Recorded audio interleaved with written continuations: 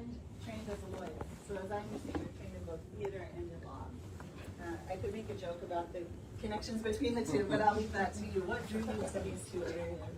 Thank you very much. Greetings, ladies and gentlemen. I'm honored to be here. Can I take off my shades? Is it legal?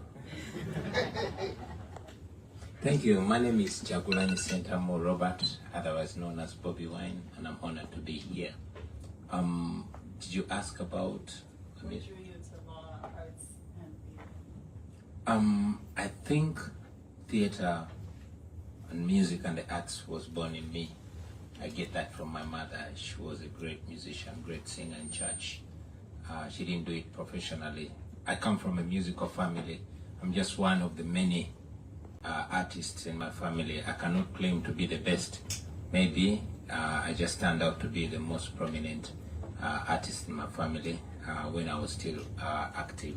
So this came from home, and when I went to university, I actually did not start out studying music, dance and drama. I started out doing anthropology, and it was in my second year that I dropped out of that course without consulting my parents, and I opted for my love. And nobody knew. My father thought I was studying anthropology and I was going to graduate with a bachelor in social sciences. Only on graduation day, he showed up in his suit, and we were going to campus to the graduation, and told him, Mzee means old man. He said, Mzee, you know, I'm graduating in music, dance, and drama. I said, damn, I'm not going. He didn't go with me. He was mad at me until a few years later when I got real successful. And he said, son, maybe you were right. So yeah, I was an artist for a long time. I was comfortable. I only went to law school because of a fundamental decision that I had taken to get involved in politics, but I needed some training. So I went to law school in 2016. Now that follows so many reasons that drove me to politics, which will take me so long to delve into. However, I took that decision in 2016 to go back to law school. And when I went to law school, guess what I found?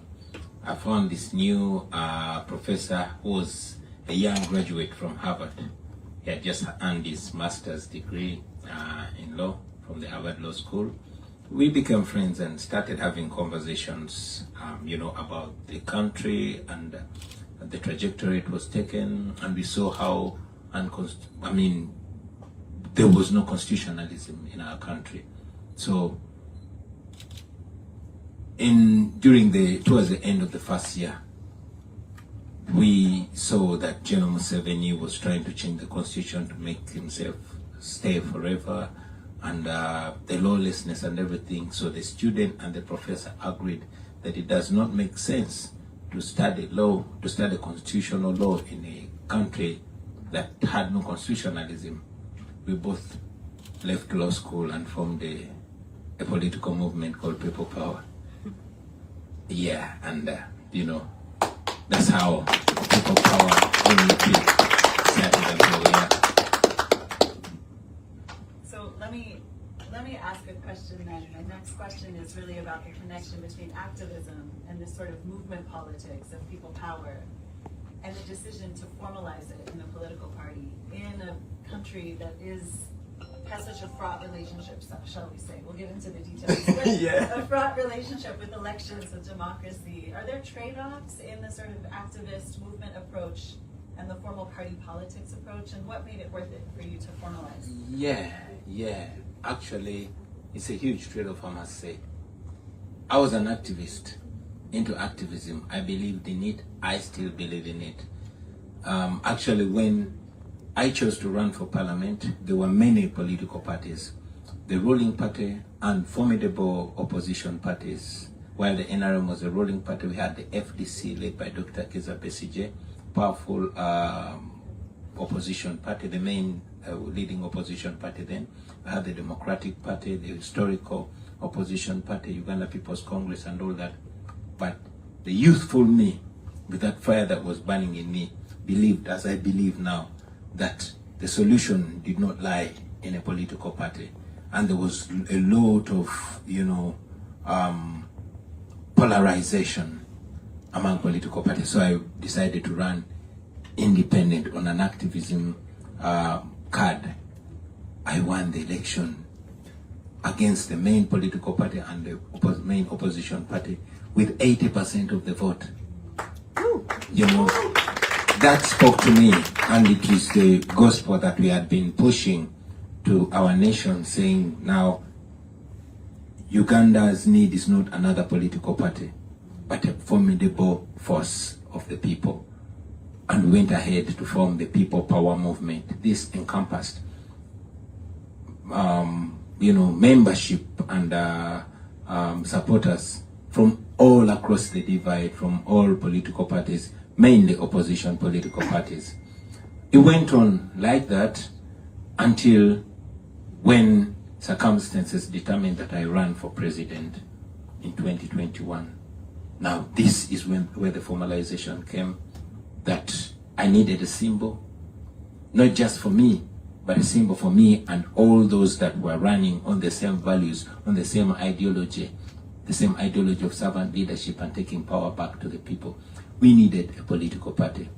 We did not intend, I've never intended to form a political party. We were in good terms with the Democratic Party. We were in good terms with the Forum for Democratic Change, FDC, and others. Unfortunately, all of them, now this I learned later, that they had an understanding with the regime to disassociate from us. And yes, towards the election, none of us could associate with us, because dictators love a divided opposition. And I'm saying opposition with quotes, because some opposition, most of them are not intending or are not targeting removal of the regime, but just to up their status within the regime. So we very cunningly and creatively co-opted an unknown political party. It was called National Unity Development and Reconciliation Party. Silently and through a proxy, we changed its name, changed its colors to our preferred colors. She also changed the symbol, and we held a secret delegates conference, and I took over the leadership. Why did we do that? Because the regime, we wanted to formalize the People Power Movement and turn it into a political party, but the regime gave an order not to register us as a political party because they knew what it would turn up. Anyway, fast forward, we took over this new political party, and in a shocking revelation, we held a press conference and said, ladies and gentlemen, now we have a new political party, and we held a secret delegates conference, and here I am. I'm the president of that party, and the nation went into a frenzy. Now this was just a month and a half towards the main election. We were able to nominate on that political party, and we won the election, although it was rigged. We got many more members of parliament, and we suddenly became the leading opposition political party. Yeah. So I wanted to come to that election. I must mention this, I'm sorry. I must mention this to draw clarity between activism and former political party. We have said it before that we are not a political party, and yes, we are not. We just have a political party. We took over that political party to have a formal and legal platform, an electoral platform as a political party. But to solve our problem, we are the people.